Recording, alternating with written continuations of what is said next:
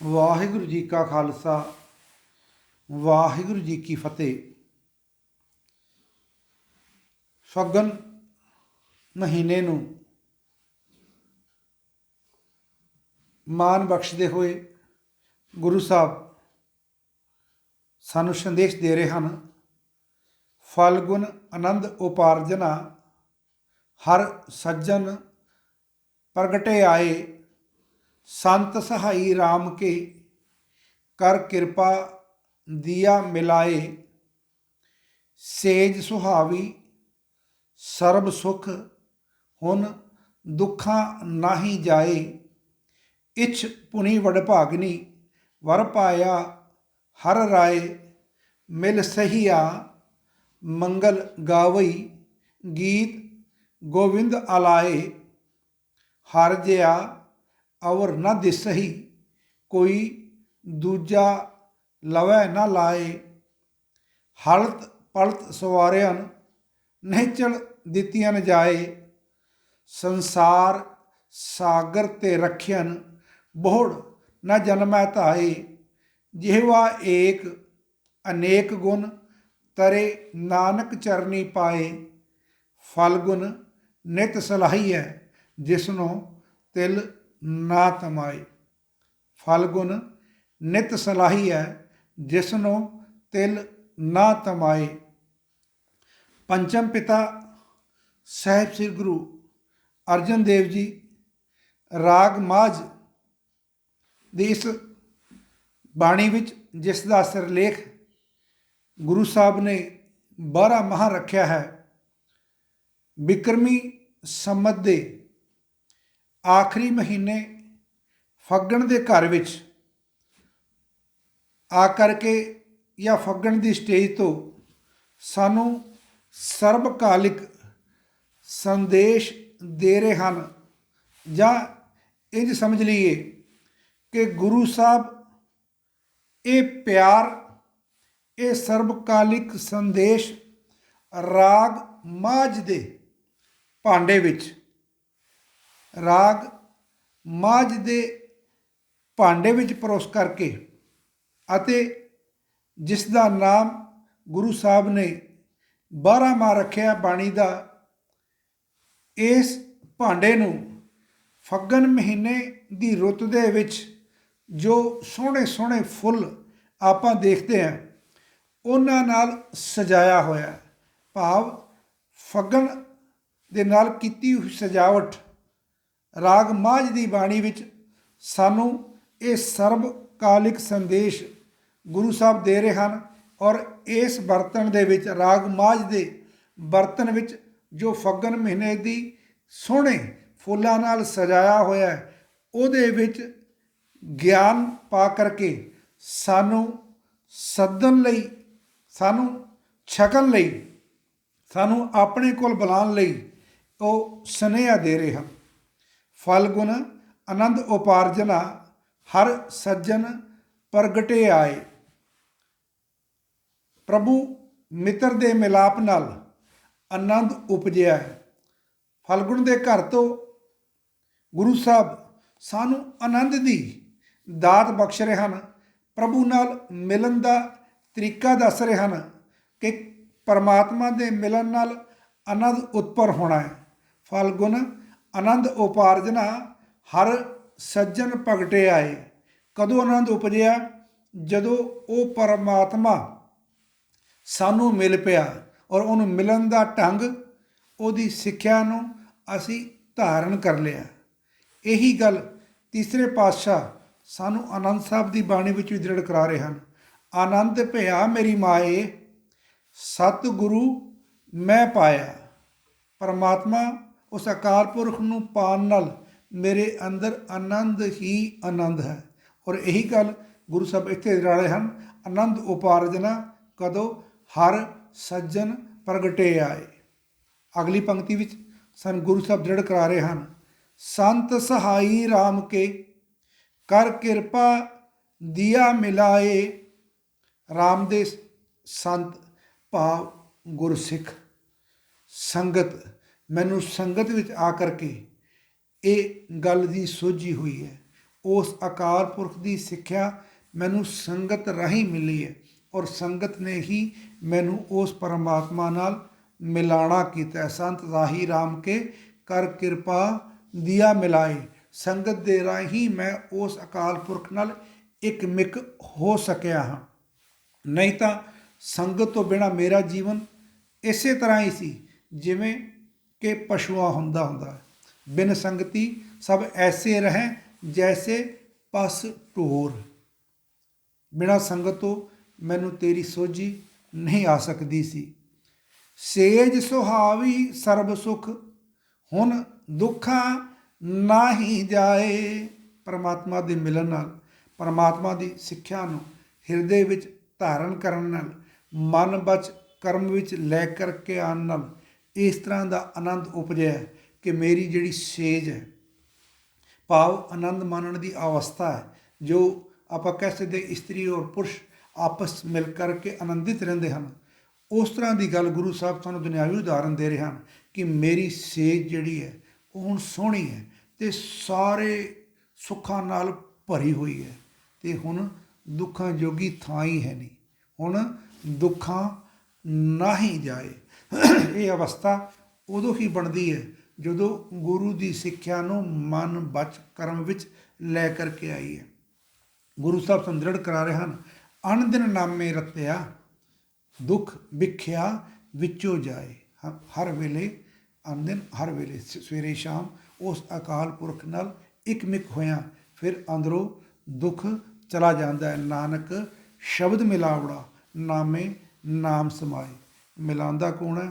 ਗੁਰੂ ਦਾ ਸ਼ਬਦ, ਗੁਰੂ ਦੀ ਸਿੱਖਿਆ ਇਸ ਤਰ੍ਹਾਂ ਮਿਲਾਉਂਦੀ ਹੈ। ਇਛ ਪੁਣੀ ਵਡ ਭਾਗਨੀ ਵਰ ਪਾਇਆ ਹਰ ਰਾਏ। ਮੇਰੇ ਭਾਗ ਵੱਡੇ ਹਨ, ਭਾਗ ਹੋਆ ਗੁਰਸੰਤ ਮੈਂ ਲਾਇਆ, ਪ੍ਰਭ ਅਬਨਾਸੀ ਘਰ ਮੈਂ ਪਾਇਆ।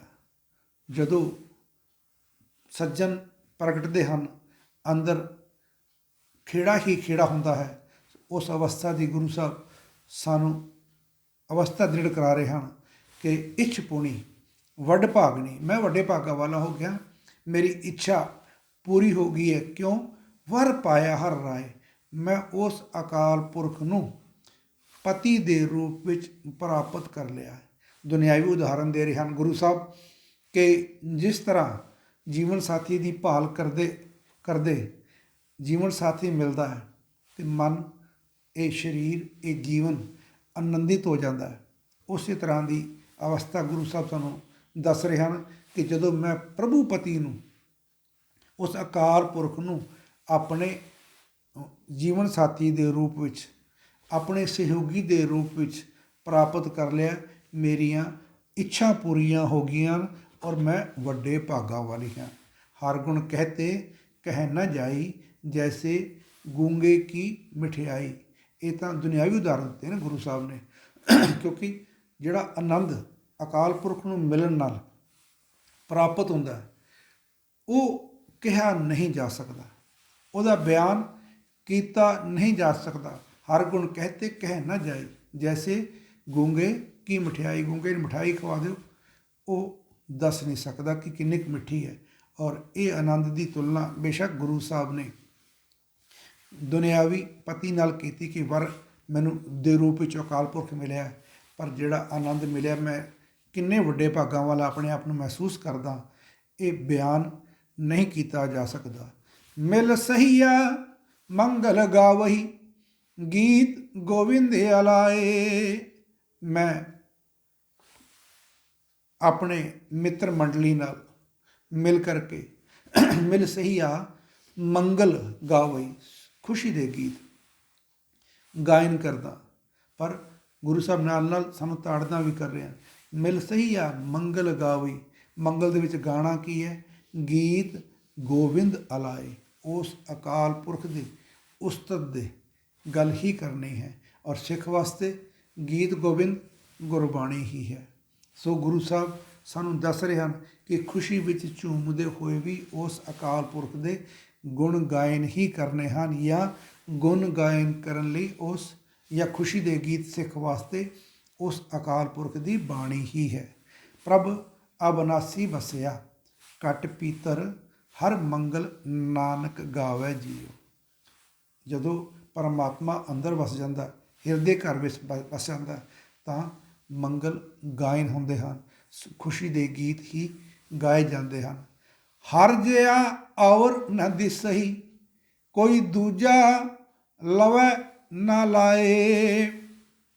ਮੇਰੀ ਅਵਸਥਾ ਇਸ ਤਰ੍ਹਾਂ ਦੀ ਹੈ ਕਿ ਜਦੋਂ ਪ੍ਰਭੂ ਆਪ ਵਰ ਦੇ ਰੂਪ ਵਿੱਚ ਮੈਨੂੰ ਮਿਲ ਗਿਆ, ਫਿਰ ਉਹਦੇ ਵਰਗਾ ਮੈਨੂੰ ਹੋਰ ਕੋਈ ਨਹੀਂ ਦਿਸਦਾ। ਵੈਸੇ ਵੀ ਆਪਾਂ ਦੁਨੀਆ 'ਚ ਵੇਖਦੇ ਹਾਂ, ਜਦੋਂ ਜੀਵਨ ਸਾਥੀ ਮਨ ਭਾਉਂਦਾ ਮਿਲ ਜਾਂਦਾ ਹੈ, ਫਿਰ ਦੂਜਾ ਬੇਸ਼ੱਕ ਔਰਤ ਹੈ ਤਾਂ ਉਹਨੂੰ ਕੋਈ ਹੋਰ ਮਰਦ, ਦੁਨੀਆ ਦਾ ਕੋਈ ਵੀ ਮਰਦ ਚੰਗਾ ਨਹੀਂ ਲੱਗਦਾ, ਅਤੇ ਜੇ ਪੁਰਸ਼ ਹੈ ਤਾਂ ਉਹਨੂੰ ਹੋਰ ਕੋਈ ਵੀ ਔਰਤ ਚੰਗੀ ਨਹੀਂ ਲੱਗਦੀ। ਸੋ ਗੁਰੂ ਸਾਹਿਬ ਇੱਥੇ ਸਾਨੂੰ ਦ੍ਰਿੜ ਕਰਾ ਰਹੇ ਹਨ, ਹਰ ਜਿਆ ਅਵਰ ਨਾ ਦਿਸਹੀ, ਕੋਈ ਦੂਜਾ ਲਵੈ ਨਾ ਲਾਏ। ਕਿਸੇ ਹੋਰ ਨੂੰ ਮੇਰੇ ਹਿਰਦੇ ਘਰ ਵਿੱਚ ਹੁਣ ਕੋਈ ਥਾਂ ਨਹੀਂ ਮਿਲ ਸਕਦੀ। ਮੇਰੇ ਅੰਦਰ ਉਹ ਆਚਰਣ ਇੰਨਾ ਉੱਚਾ ਹੋ ਸਕਿਆ। ਗੁਰੂ ਸਾਹਿਬ ਨਾਲ ਨਾਲ ਇਹ ਵੀ ਦ੍ਰਿੜ ਕਰਾ ਰਹੇ ਹਨ ਕਿ ਜੋ ਸਿੱਖੀ ਨਾਲ ਜੁੜੇ ਹਨ, ਗੁਰੂ ਨਾਲ ਜੁੜੇ ਹਨ, ਉਹ ਫਿਰ ਇੱਧਰ ਉੱਧਰ ਹੋਰ ਡੇਰਿਆਂ 'ਤੇ, ਹੋਰ ਸਾਧਾਂ ਦੇ ਚੱਕਰ ਨਹੀਂ ਕੱਟਦੇ। ਜਿਨੀ ਇੱਕ ਪਛਾਣਿਆ ਦੂਜਾ ਭਾਉ ਚੁਕਾਏ, ਗੁਰਮੁਖ ਨਾਮ ਪਛਾਣੀਐ ਨਾਨਕ ਸੱਚ ਸਮਾਏ। ਜਿਸ ਨੇ ਉਸ ਇੱਕ ਅਕਾਲ ਪੁਰਖ ਨੂੰ ਜਾਣ ਲਿਆ, ਉਹ ਫਿਰ ਦੂਜੇ ਪਾਸੇ ਨਹੀਂ ਜਾਂਦਾ। ਦੂਜਾ ਪਾਏ ਕੋ ਨਾ ਮਿਲੇ, ਫਿਰ ਆਵੇ ਜਾਏ। ਦੂਜੇ ਪਾਸੇ ਤਾਂ ਫਿਰ ਐਵੇਂ ਧੱਕੇ ਹੀ ਖਾਣੇ ਹੈ, ਉਹ ਕਿਸੇ ਤਰ੍ਹਾਂ ਵੀ ਸੰਤੁਸ਼ਟ ਨਹੀਂ ਹੋ ਸਕਦਾ। ਗੁਰੂ ਸਾਹਿਬ ਸਾਨੂੰ ਦ੍ਰਿੜ ਕਰਾ ਰਹੇ ਹਨ ਕਿ ਜੋ ਕੁਛ ਹੈ ਉਹ ਅਕਾਲ ਪੁਰਖ ਵਿੱਚ ਹੀ ਹੈ। ਤੂੰ ਦਰਿਆਓ ਸਭ ਤੁਝ ਹੀ ਮਾਹੇ, ਤੁਝ ਬਿਨ ਦੂਜਾ ਕੋਈ ਨਾਹੀਂ, ਤੇਰੇ ਤੋਂ ਬਿਨਾ ਹੋਰ ਕੋਈ ਨਹੀਂ ਹੈ। ਹਲਤ ਪਲਤ ਸਵਾਰਿਆਨ ਨਿਹਚਲ ਦਿੱਤੀਆਂ ਜਾਏ। ਐਸਾ ਪ੍ਰਭੂ ਜੋ ਇੱਕ ਹੈ ਅਤੇ ਸ਼ਬਦ ਹੈ, ਜਿਸ ਦਾ ਕੋਈ ਸ਼ਰੀਕ ਨਹੀਂ। ਹਾਲਤ ਪਲਤ ਸਵਾਰਿਆਨ, ਜਿਸ ਨੇ ਮੇਰਾ ਅੱਜ ਅਤੇ ਅਗਲਾ ਆਉਣ ਵਾਲਾ ਸਮਾਂ, ਭਾਵ ਮੇਰੇ ਜਿੰਨਾ ਵੀ ਮੇਰਾ ਅੱਗਾ ਪਿੱਛਾ ਹੈ, ਉਹ ਪਰਮਾਤਮਾ ਆਪ ਸਵਾਰਨ ਵਾਲਾ ਨਿਹਚਲ ਦਿੱਤੀਆਂ ਜਾਏ। ਮੈਨੂੰ ਉਸ ਪਰਮਾਤਮਾ ਨੇ ਨਿਹਚਲ ਥਾਂ, ਭਾਵ ਨਾ ਖੁਸਣ ਵਾਲੀ, ਨਾ ਟੁੱਟਣ ਵਾਲੀ, ਨਾ ਥਿੜਕਣ ਵਾਲੀ ਮੈਨੂੰ ਥਾਂ ਦਿੱਤੀ ਹੈ। ਸੋ ਉਸ ਅਕਾਲ ਪੁਰਖ ਨੇ ਸਾਨੂੰ ਆਪਣੇ ਲੜ ਲਾਣਾ ਕੀਤਾ ਹੈ। ਸਤਿਗੁਰ ਸਿੱਖ ਕਾ ਹਾਲਤ ਪਲਤ ਸਵਾਰੈ, ਨਾਨਕ ਸਤਿਗੁਰ ਸਿੱਖ ਕੋ ਜੀ ਨਾਲ ਸਮਾਰੈ। ਪਰਮਾਤਮਾ ਸਾਡਾ ਹਲਤ ਪਲਤ, ਸਾਰਾ ਜੀਵਨ ਹੀ ਸਵਾਰ ਦਿੰਦਾ ਹੈ। ਸੰਸਾਰ ਸਾਗਰ ਤੇ ਰੱਖਿਆ, ਬਹੁੜ ਨਾ ਜਨਮੈ ਧਾਏ। ਅਗਲੀ ਪੰਕਤੀ ਵਿੱਚ ਗੁਰੂ ਸਾਹਿਬ ਦ੍ਰਿੜ ਕਰਾ ਰਹੇ ਹਨ, ਸੰਸਾਰ ਸਾਗਰ ਤੇ ਰੱਖਿਆ ਬਹੁੜ ਨਾ ਜਨਮੈ ਧਾਏ। ਇਹ ਜੋ ਸੰਸਾਰ ਹੈ, ਇਹਦੇ ਵਿੱਚ ਸਾਨੂੰ ਉਹ ਅਕਾਲ ਪੁਰਖ ਆਪ ਰੱਖਦਾ ਹੈ। ਫਿਰ ਸਾਨੂੰ ਬਾਰ-ਬਾਰ ਦਾ ਜਨਮ ਅਤੇ ਮਰਨ ਨਹੀਂ ਹੁੰਦਾ। ਭਾਵ ਕਾਮ ਕ੍ਰੋਧ ਲੋਭ ਮੋਹ ਹੰਕਾਰ ਤੋਂ ਮੁਕਤ ਜੀਵਨ, ਸੰਕਲਪ ਵਿਕਲਪਾਂ ਤੋਂ ਮੁਕਤ ਜੀਵਨ ਗੁਰੂ ਸਾਹਿਬ ਸਾਨੂੰ ਬਖਸ਼ਦੇ ਹਨ। ਇਹ ਸੰਸਾਰ ਵਿਕਾਰ ਸੰਸੈ ਮੈਂ ਤਰਿਓ ਬ੍ਰਹਮ ਗਿਆਨੀ। ਗੁਰੂ ਸਾਹਿਬ ਸਾਨੂੰ ਦ੍ਰਿੜ ਕਰਾ ਰਹੇ ਹਨ ਕਿ ਉਸ ਅਕਾਲ ਪੁਰਖ ਤੋਂ ਬਿਨਾਂ, ਜਦੋਂ ਅਕਾਲ ਪੁਰਖ ਸਾਡੇ ਤੋਂ ਵਿਸਰਦਾ, ਅਸੀਂ ਮਰ ਜਾਂਦੇ ਹਾਂ। ਜਦੋਂ ਇਸ ਅਕਾਲ ਪੁਰਖ ਦੀ ਯਾਦ ਆਉਂਦੀ ਹੈ, ਉਦੋਂ ਸਾਡਾ ਜੀਵਨ ਹੁੰਦਾ ਹੈ। ਇਹ ਰੋਜ਼ ਦਾ ਮਰਨਾ ਪਰਮਾਤਮਾ ਆਪ ਸਾਨੂੰ ਇਸ 'ਚੋਂ ਕੱਢ ਲੈਂਦਾ ਹੈ। ਕਾਮ ਕ੍ਰੋਧ ਅਹੰਕਾਰ ਮਾਤੇ ਵਿਆਪਿਆ ਸੰਸਾਰ। ਇਹਨਾਂ ਕਾਮ ਕ੍ਰੋਧ ਅਹੰਕਾਰ ਵਿੱਚ ਇਹ ਸੰਸਾਰ ਵਿਆਪਿਆ ਹੋਇਆ ਹੈ। ਗੁਰੂ ਸਾਹਿਬ ਸਾਨੂੰ ਕਹਿੰਦੇ ਇਸ ਤੋਂ ਕੱਢ ਲਈਦਾ। ਕਿਸ ਤਰ੍ਹਾਂ? ਸੰਸਾਰ ਸਾਗਰ ਤੇ ਰੱਖਿਆ ਬਹੁੜ ਨਾ ਜਨਮੈ ਧਾਏ। ਫਿਰ ਤੇਰਾ ਜਨਮ ਮਰਨ ਨਹੀਂ ਹੋਏਗਾ, ਭਾਵ ਤੇਰਾ ਜੀਵਨ ਸਥਿਰ ਹੋਏਗਾ। ਜਿਹਵਾ ਏਕ ਅਨੇਕ ਗੁਣ ਤਰੇ ਨਾਨਕ ਚਰਣੀ ਪਾਏ। ਗੁਰੂ ਸਾਹਿਬ ਸਾਨੂੰ ਜਾਚ ਦੱਸ ਰਹੇ ਹਨ ਅਰਦਾਸ ਕਰਨ ਦੀ ਕਿ ਮੇਰੀ ਜਿਭ ਤਾਂ ਇੱਕ ਹੈ, ਤੇਰੇ ਗੁਣ ਅਨੇਕ ਹਨ, ਮੈਂ ਬਿਆਨ ਤਾਂ ਨਹੀਂ ਕਰ ਸਕਦਾ, ਪਰ ਤੇਰੀ ਸ਼ਰਨ 'ਚ ਆ ਗਿਆ ਤੇ ਮੈਂ ਤਰ ਜਾਣਾ ਹੈ। ਜਿਹਵਾ ਇਹ ਅਨੇਕ ਅਨੇਕ ਗੁਣ ਧਰੇ, ਨਾਨਕ ਚਰਨੀ ਪਾਏ। ਜਦੋਂ ਉਸ ਅਕਾਲ ਪੁਰਖ ਦੇ ਚਰਨਾਂ ਵਿੱਚ ਭਾਵ ਉਹਦੀ ਸਿੱਖਿਆ ਨੂੰ ਧਾਰਨ ਕਰਦੇ ਹਾਂ ਤਾਂ ਇਹ ਜੋ ਜੀਵਨ ਹੈ ਸੁਖਾਲਾ ਹੋ ਜਾਂਦਾ ਹੈ।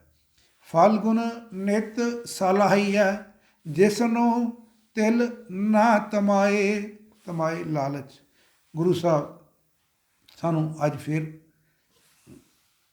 ਸਾਰੀ ਬਾਣੀ ਵਿੱਚ ਜਿਸ ਤਰ੍ਹਾਂ ਇਹ ਸੰਦੇਸ਼ ਦਿੱਤਾ, ਸਾਰੇ ਹੀ ਮਹੀਨਿਆਂ ਨੂੰ ਆਧਾਰ ਬਣਾ ਕਰਕੇ ਸਾਨੂੰ ਸੰਦੇਸ਼ ਦਿੱਤਾ, ਔਰ ਸਾਰੇ ਹੀ ਮਹੀਨਿਆਂ ਦੇ ਅੰਤ ਵਿੱਚ ਸਾਨੂੰ ਵਡਮੁੱਲੀ ਦਾਤ ਅੰਤਲੀ ਲੈਣਾ ਹੀ ਦਿੰਦੇ ਹਨ, ਉਹ ਅੱਜ ਵੀ ਇਸੇ ਤਰ੍ਹਾਂ ਹੀ ਦੇ ਰਹੇ ਹਨ। ਫਲ ਗੁਣ ਨਿਤ ਸਲਾਹੀ ਹੈ, ਜਿਸ ਨੂੰ ਤਿਲ ਨਾ ਤਮਾਏ। ਭਾਵ ਫਲਗੁਣ ਸਾਨੂੰ ਇਹ ਸੰਦੇਸ਼ ਦੇ ਰਿਹਾ ਕਿ ਉਸ ਅਕਾਲ ਪੁਰਖ ਨੂੰ ਰੋਜ਼ ਰੋਜ਼ ਉਹਦੀ ਉਸਤਤ ਕਰਨੀ ਹੈ, ਰੋਜ਼ ਰੋਜ਼ ਸਲਾਹਣਾ ਹੈ। ਪਰ ਉਹ ਐਸਾ ਪਰਮਾਤਮਾ ਜਿਸ ਨੂੰ ਤਿਲ ਮਾਤਰ ਦਾ ਲਾਲਚ ਨਹੀਂ ਹੈ, ਔਰ ਉਹਦੇ ਮਿਲਾਪ ਨਾਲ ਤੇਰੇ ਅੰਦਰ ਹਮੇਸ਼ਾ ਖੇੜਾ ਹੀ ਖੇੜਾ ਬਣਿਆ ਰਹਿਣਾ ਹੈ।